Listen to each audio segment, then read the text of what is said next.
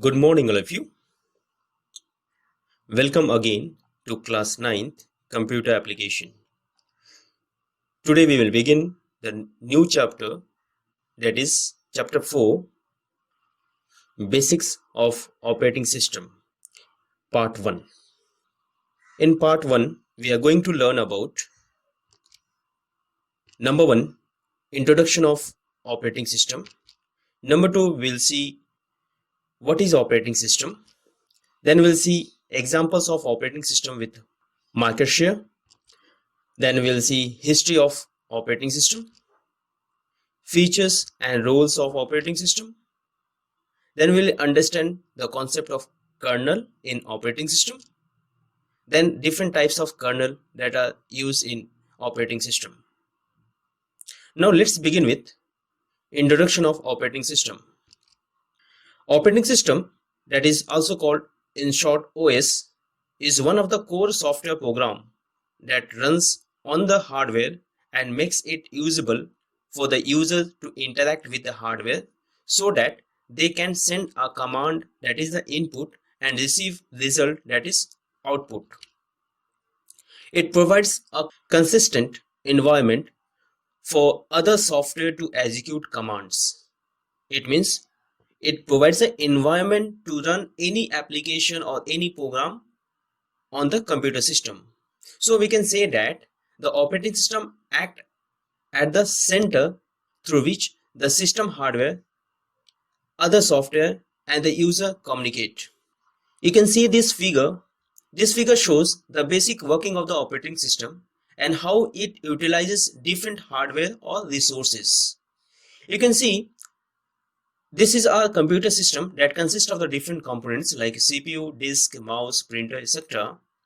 And over this hardware, that is our computer system, our software is installed, that is our main software, that is our system software, that is called the operating system, that contains the utility. And over this system software, different types of application can be installed, like we can install the games, a spreadsheet, word processor, database, internet browsers, etc.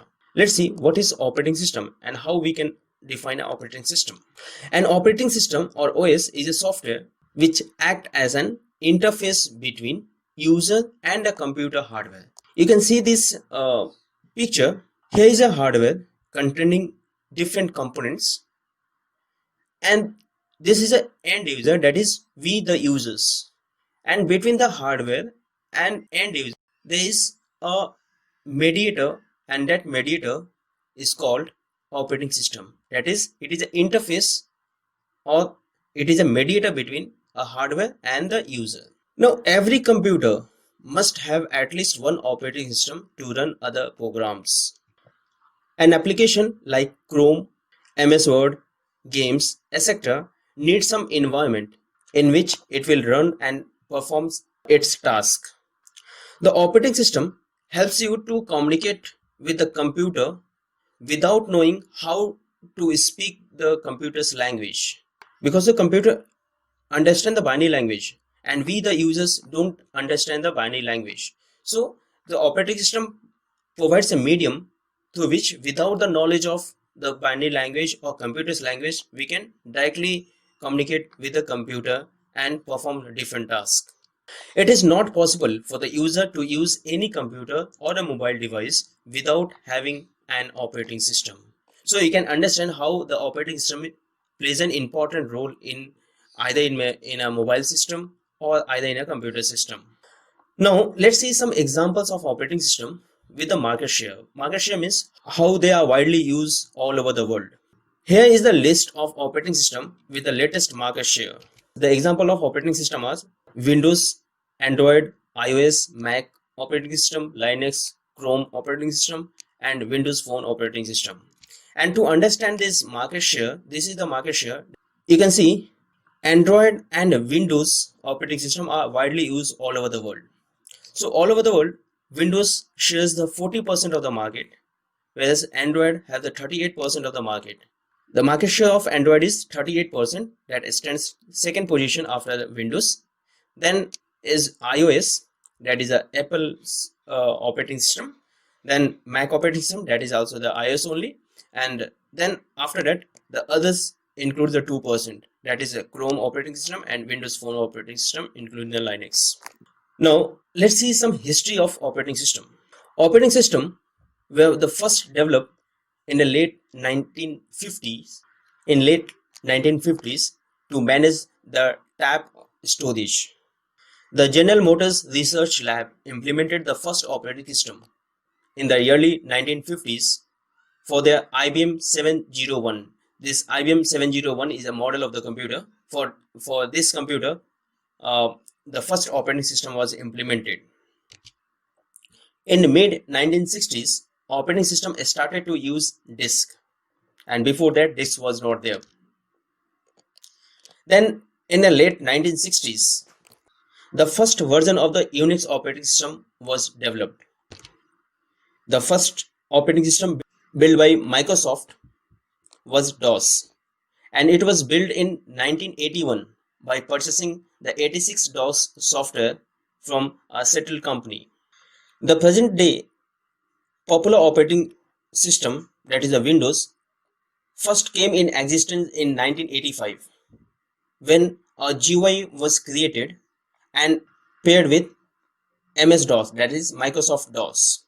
You can see the timeline here. In 1985, Windows first version was introduced. Then after that, in 1992, Windows 3.1 was launched. In 1995, Windows 95. In 2000, Windows XP was launched. In 2006, Windows Vista was introduced. Then in 2009, Windows 7 was launched. In 2012, Windows 8 was launched, and 2015, Windows 10 was launched. And currently, Windows 10, the new version of the Windows 10 is being, and today Windows 10 is widely popular. Now let's see the features or roles of operating system. Important features of operating systems are: number one, protected and supervisor mode. That is, operating system supervises all the applications, whether the application is working properly or not. If some errors are there in the application or some errors occurred in the application, it will automatically show to the user to take the appropriate action. The second is allow disk access and the file system, including the device driver and the networking security. That means it allows to access file over the disk or to access file in any application. So for that also operating system is responsible. Now the next feature is it allows program execution. That means we can execute any compatible program over the operating system. Next is the memory management and virtual memory multitasking. That is, it shows all the memories, how much free memory is available, how much memory is occupied by different application, as well as it also create a virtual memory for performing a multiple tasks at a time. Next operation, the important operation it performs is input output operation. That means it handles all the input devices as well as the output devices, and it helps in taking the appropriate input from the input device connected to the computer, as well as providing the output through the output devices. Next is manipulation of file system. That means if any file I have already created and I want to change anything in that file, it allows me to open that file and make the changes, and it allows me to save that file to the proper place. Now next is the error detection.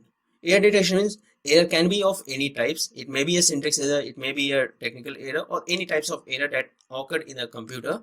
It allows to detect that error and also suggest the proper action to be taken so that that error can be removed. Now next is resource allocation. Resource allocation means resource includes all the hardware, software, and as well as the memory. So resource allocation means it allocates the required amount of memory to the different application, because the different application requires the different amount of memory to store the data. So according to the requirement of the application and the hardware, operating system allocates the memory for proper functioning. And next is information and resource protection. That is the important role of the operating system. Operating system provides security features like authorization and authentication. Authorization means operating system allows the user to enter his or her username, and authentication means where the operating system asks the user to enter both the username as well as the password. Using authorization and authentication, it helps in protecting the information and resources. Now let's understand kernel. What is kernel? The kernel is the central component of a computer operating system. The only job performed by the kernel is to manage the communication between the software and the hardware. You can see in this figure, here is the user. User opens the application or any programs, and this application is opened by the operating system, and operating system works with the help of the kernel, and kernel interact with the hardware. This way, this kernel lies in the operating system. A kernel is at the nucleus of the computer. We can say the nucleus means at the center of the computer. It makes the communication between the hardware and the software possible.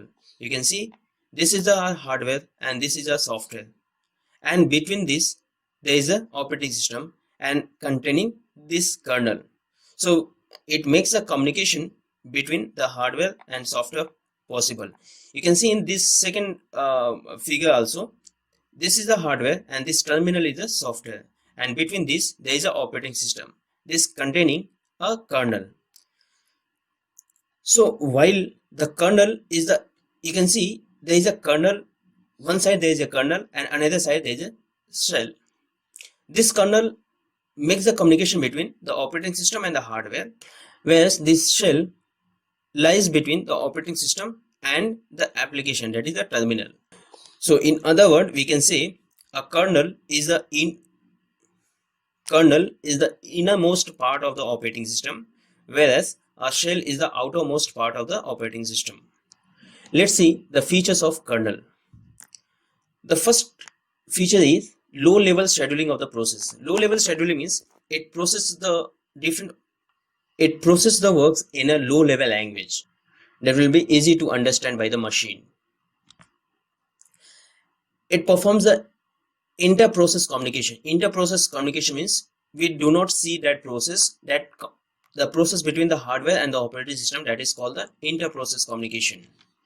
It processes synchronization. Synchronization means the changes done at one place will be reflected on another place. That is called synchronization. So it performs the synchronization. Next is context switching. It switches the context from one by one. That is, for example, I will take an example of switching. For example, if a computer have the two users, sometimes we change the user from user 1 to user 2 without log out also. We simply switch the user. That is the context switching. Now, there are the different types of kernels. Let's see the different types of kernels.